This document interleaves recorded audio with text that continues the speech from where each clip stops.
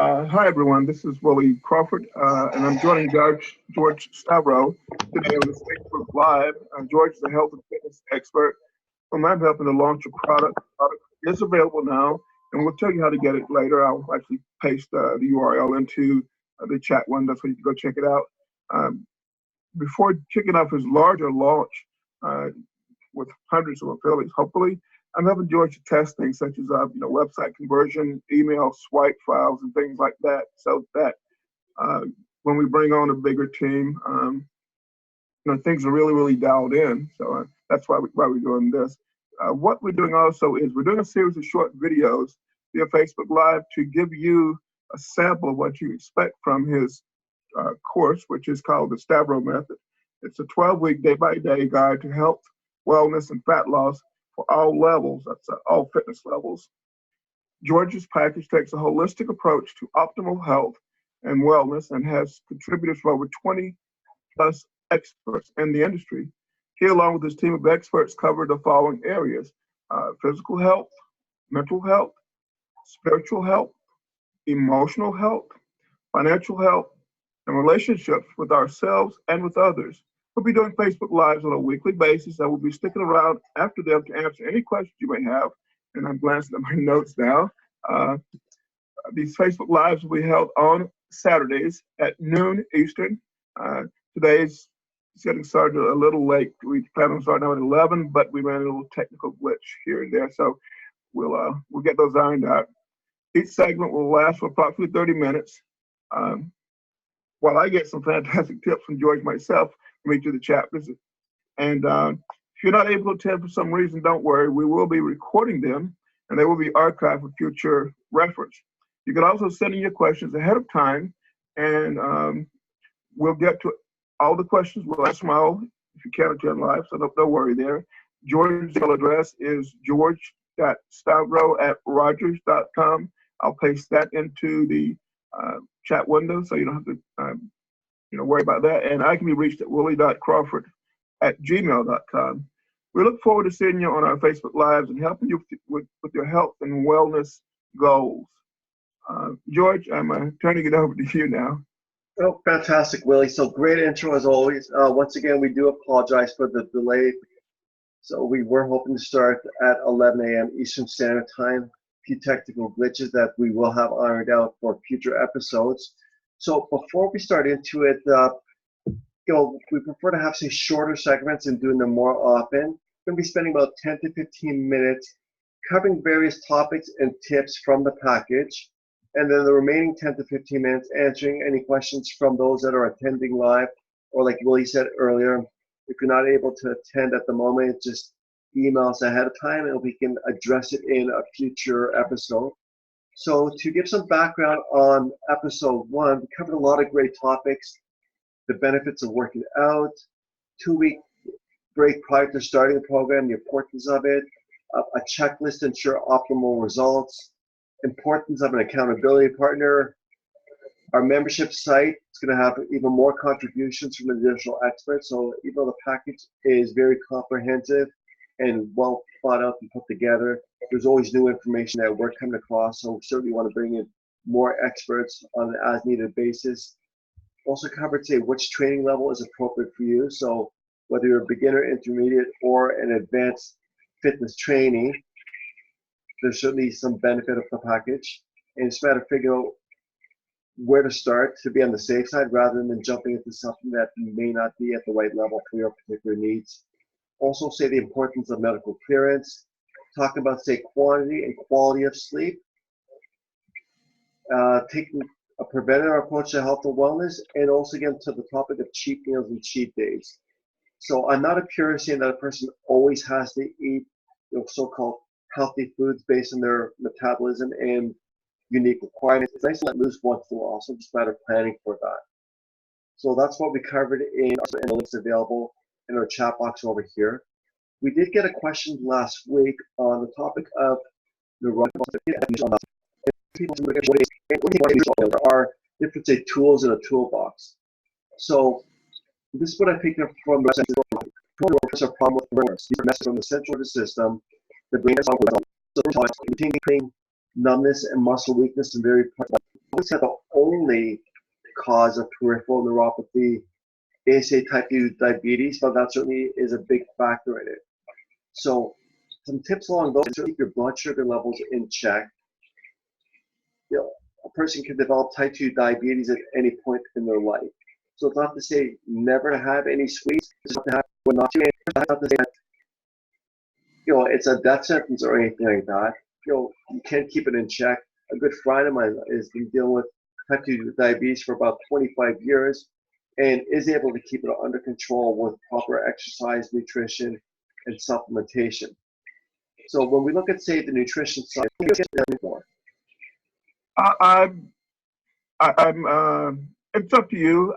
You mentioned sweets. I would want to point out that the body takes starches though and converts those into sugars too, and that the body quite readily stores that sugar, and so starches are as big a danger as sweets for the Definitely. diet. Yeah, very good point. So just to give a little bit more information on it, there's what's called the glycemic index of foods, and that just tells people how quickly particular foods will convert into sugar into the body.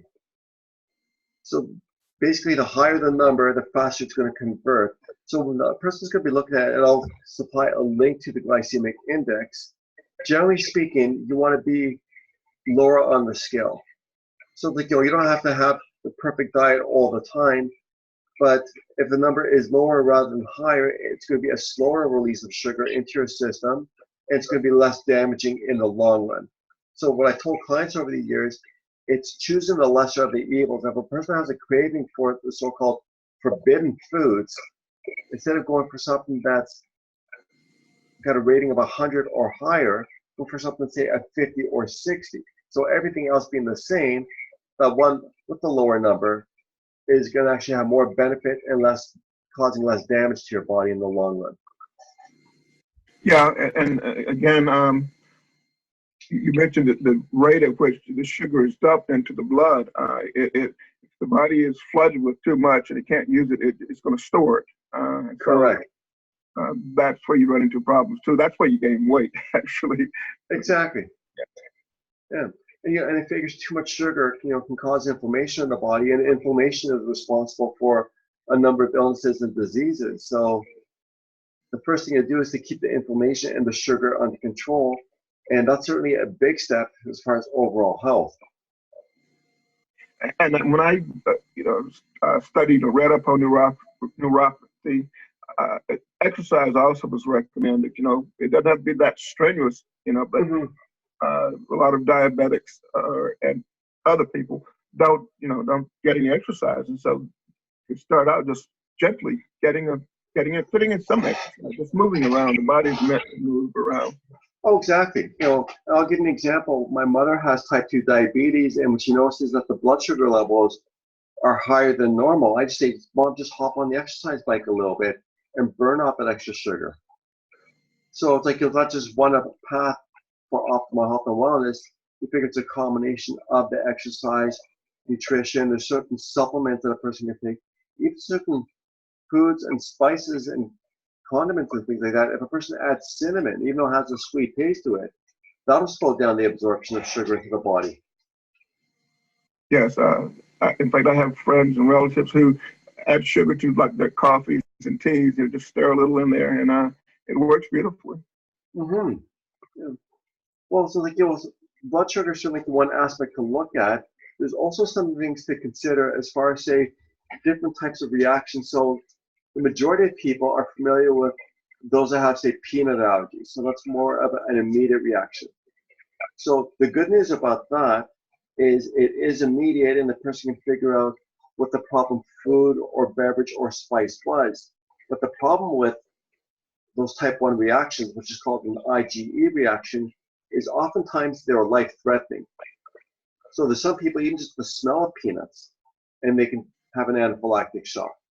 So on a personal level, I've got issues with dairy, and it's a little different than like what some people think. So if it comes to, say, milk, cream, or cheese, I'm not quite anaphylactic where I'm going to die from it right away, but I'll get, say, a throat constriction, runny nose, watery eyes, sinus congestion, very bad headache that painkillers do not relieve, and I can't sleep at all. So it's just a matter of clearing the problem food or drink from my system. But I'm okay with butter though, which is a byproduct of milk. So it's not necessarily all dairy. You know. Another thing to keep in mind is you could be allergic to many different foods or beverages, but not always going to have the same type of symptoms from it.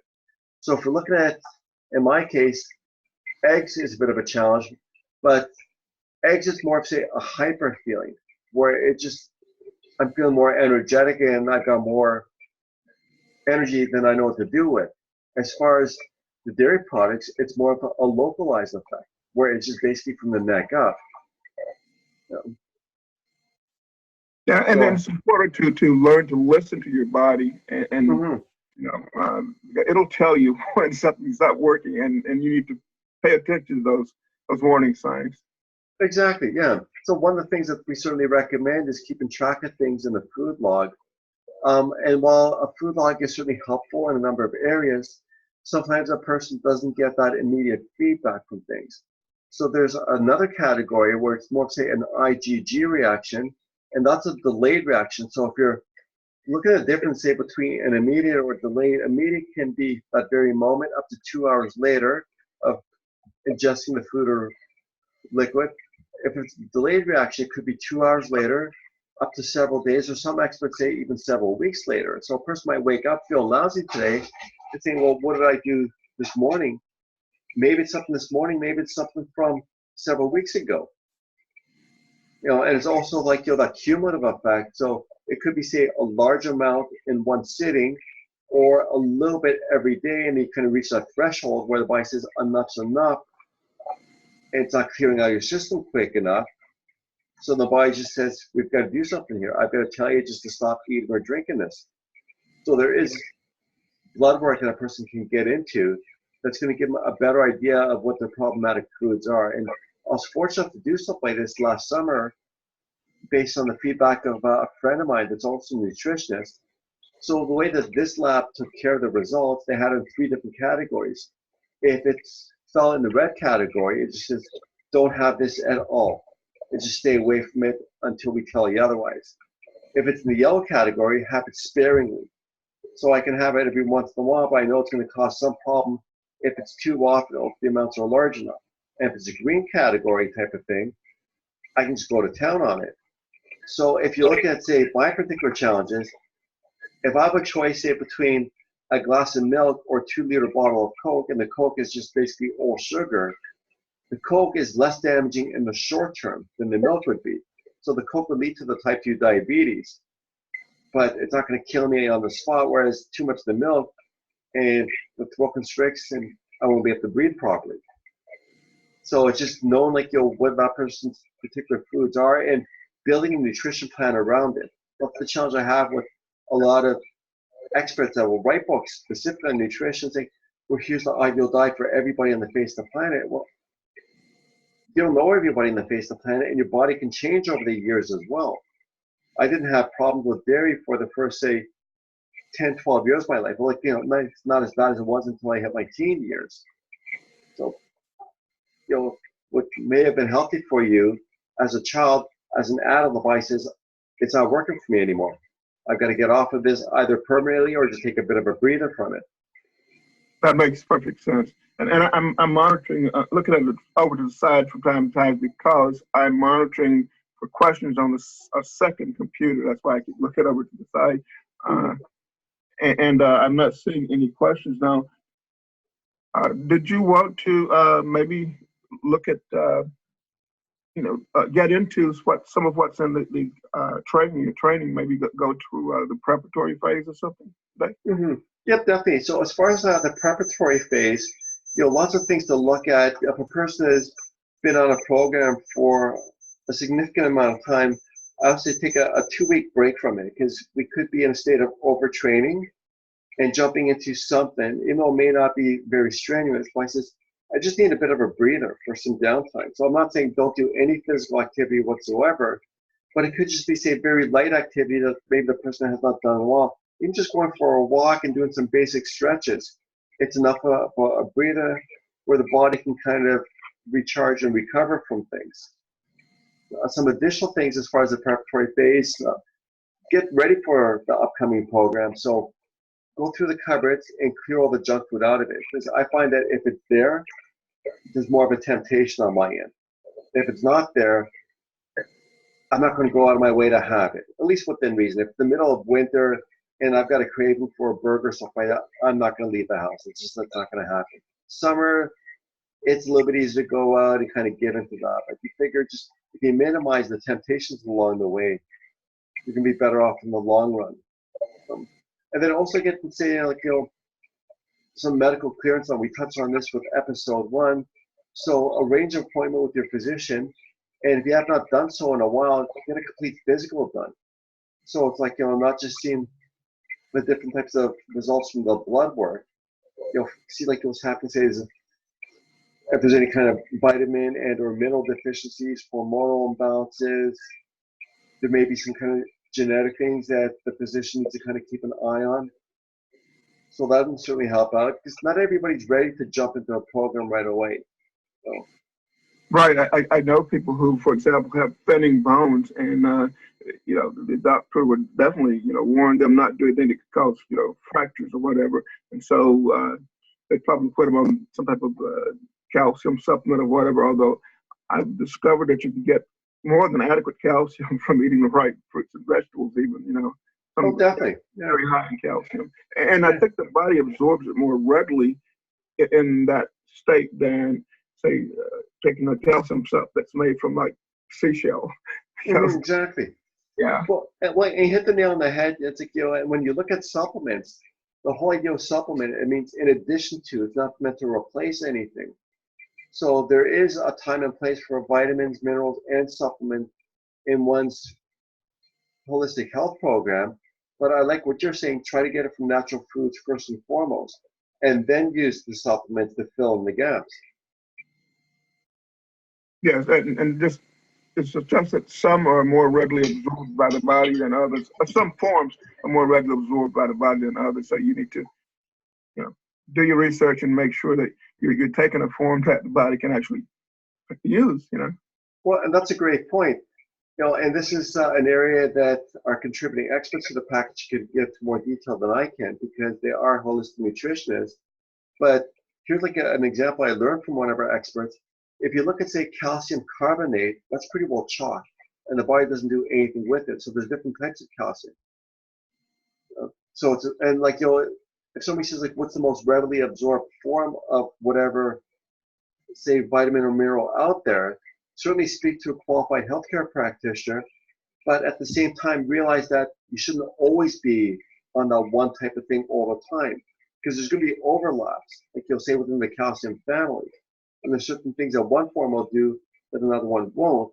But maybe the body just says, I've had enough of this one thing for X amount of time. I need something else because I'm missing areas that need to be looked at.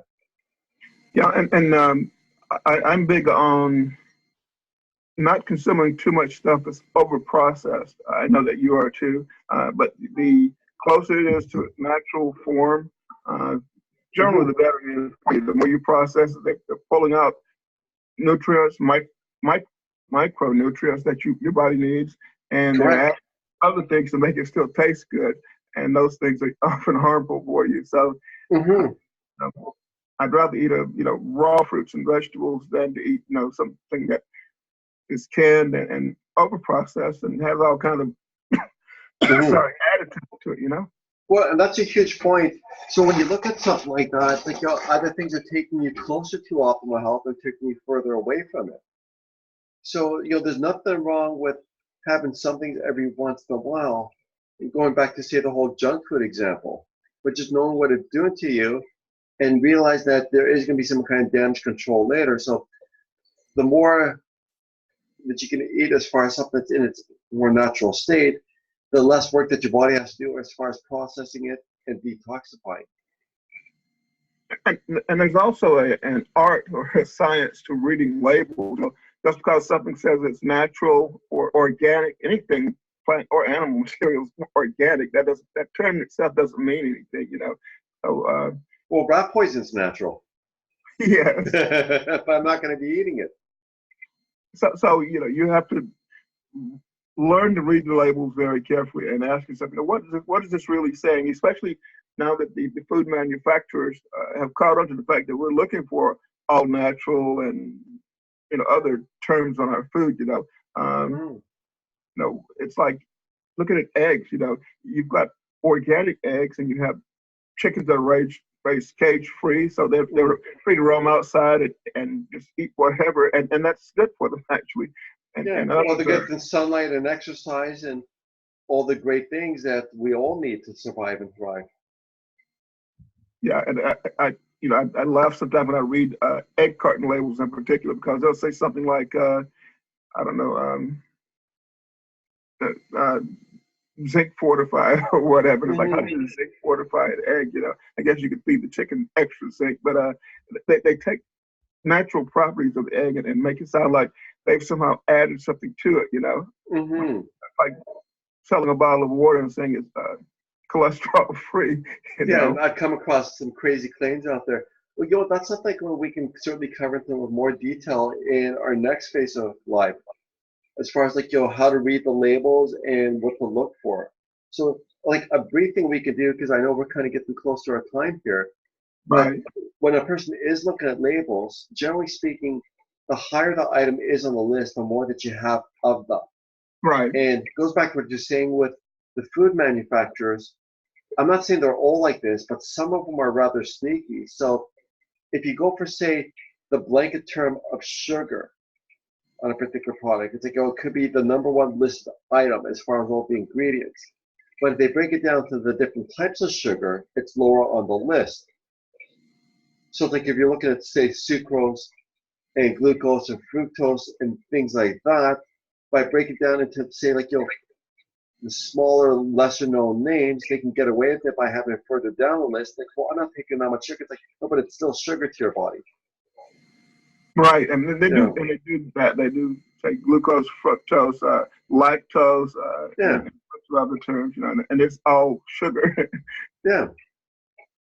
So that's certainly something that people need to watch out for. Or even if you look at, say, foods that claim to be 100% natural grain bread, maybe a 12-grain bread or something like that.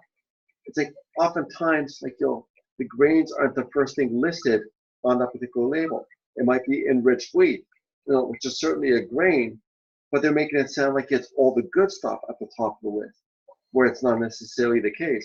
A lot of times it's further down the list.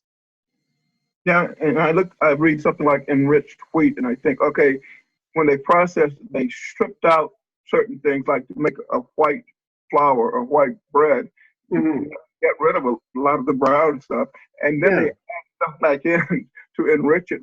When they, I look for the term whole wheat, for example. Whole wheat, like entire grain. But the problem with that is that type of product will spoil faster. So they pull out the things like the oils that would make it spoil faster. But the whole idea is they eat something that can go bad before it does go bad. If it's got a long shelf life, what do you think it's doing to your body? Yes. So the way I look at the shorter the shelf life on that, the better that it is for me, within reason. But I don't want something to think, okay, and you've heard, I'm sure a lot of us have heard of horror stories where a person will grab a burger from some of the fast food places and forget that they left it in a coat pocket, and it was a coat that they haven't worn a couple of years, and it still looks the same 2 years later than it did when they first got it from the Absolutely. I've seen that out on the internet, pictures of 2-year-old burgers. What chemicals are in this burger to make it preserve it that long? Yeah, or you'll look at you'll say so-called modern advances in technology, where for the longest time you look at, say, our parents and our grandparents, they'd be eating butter, but then all of a sudden they say, well, butter is bad because of the saturated fat, and they're implying a relationship to cholesterol, and we can say that for our future topics. Well, have margarine instead. So I remember coming across a couple of videos on the internet, and you've probably seen it as well. I'll see if I can dig it up for our viewers over here. There's one plate that had butter on it, another had margarine. So there's flies around the butter, but the flies will not get near the margarine. Because my understanding is margarine is basically one step away from plastic. Right, one molecule difference. Yeah, exactly. So you think, okay, well, you're ingesting it and you may not notice the damage it's causing right away, but it is causing damage. So it's just a matter of being aware of what's out there. And you think about the different types of eating plans that are available, and I know you're cognizant of the time. Just here's a word of advice: just eat what your grandparents ate. You And know, I glance at the screen, I see that Roger Moore said, hello, George. oh, well, hi back. And you guys that are tuning in, if you have any questions, feel free to type those into the chat window too. Yeah, and we'll be around for another 10 minutes. And in the meantime, we'll just keep chatting. And if a question does pop up, we'll happily address it. Yeah, okay. And I actually had a thought pop in my head that didn't stay very long, but it's about learning to read labels and just knowing what you're putting in your body. I mean, it's your responsibility, and um, I don't think the government necessarily is there to protect you. They, at times, because they want the food manufacturers to be profitable so they can get the tax revenues, they'll protect them to an extent, and they're slow to force them to pull things off the market, even if, when studies are done to show that they're harmful. Not only that, but a lot of the research that's done is financed by the manufacturers. So yeah, and people can back up whatever they want to say, so they may come across some evidence that points to the contrary, but they just won't mention that evidence. Just ignore it. And and I agree with what you're saying. It's not necessarily the government's responsibility to stay on top of the food manufacturers, but they should tell the food manufacturers to be very clear with the label claim. So if there's something that's in it, be transparent about it. Like even when you look at GMO foods and things like that, I want to know what's going on. Like, if I choose to eat or not eat something, that's my decision. But I don't want somebody saying, well, this has not been proven to be harmful. Well, don't decide for me. Or even on like a little bit of a tangent, I've heard of some people where their young child had severe allergies to something and the food was not listed on the packaging, saying, well, it's such a small amount, we didn't mention it. Well, that small amount was lethal to that child and the child died from it. So then what do? Like if it's in there, put it in there. If it's a trace amount, like going back with my milk allergies, when I'm looking at it, and I'm fortunate that I have friends and family when they're offering foods, they say, well, George, here's the packaging that came in. If it says it may contain trace amounts of milk or cream or cheese or something like that, when it says may, I know it's a tiny amount, and I still decide whether I'm going to have it or not. But that's my decision. That takes me to eating out at restaurants. If you're allergic to something, you could ask them, because I don't want this, but if they're cooking it in the same oil that they cook something that you're allergic, and there's still traces of it in that oil. So, exactly. They're very careful and ask them, are you cooking this in the same oil that you cook, say you're allergic to shellfish, or you cooking those fries in the same oil that you cook the shellfish in, Yeah, or or maybe sometimes people don't wash the utensils. They may just wipe it off quickly, but not give it a thorough cleaning. So that's a very good point. I'm more vocal now than what I was years ago. But when I was younger, I'd go to a restaurant and I mentioned problematic foods, but I wouldn't stress the fact that I was allergic to it. They said, well, you should be okay. And I wasn't. So I'm at the point now that I say, it's not so much the taste of the food, I tell them it's lethal. So I bring up the example of individuals with a peanut allergy, and I'm saying, I pretty well lie to them in some cases, saying I'm deathly allergic to it, even though I'm not.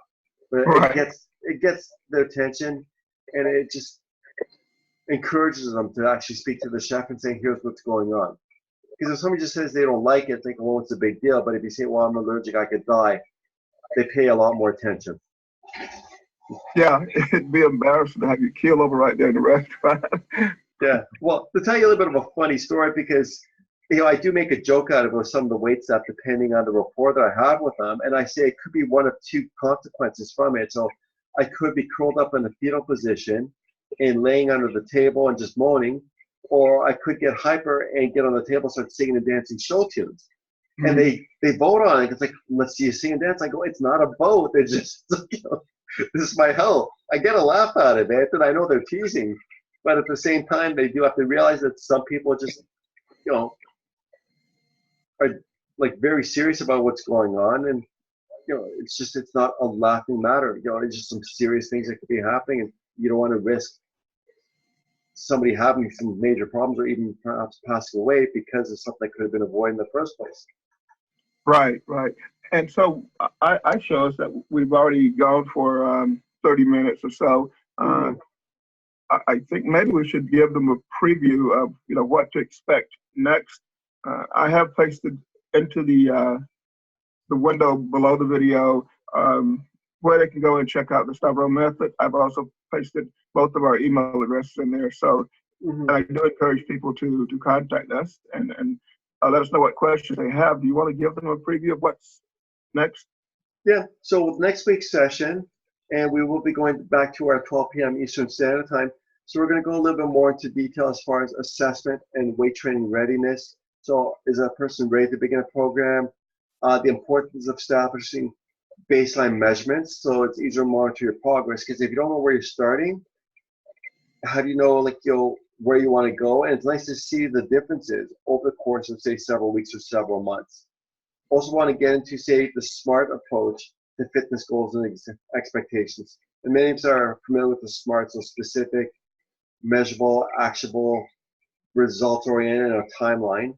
And if we have time, we can also get into just basic equipment as far as setting up your home gym. So a person doesn't necessarily need a lot of equipment to get started on.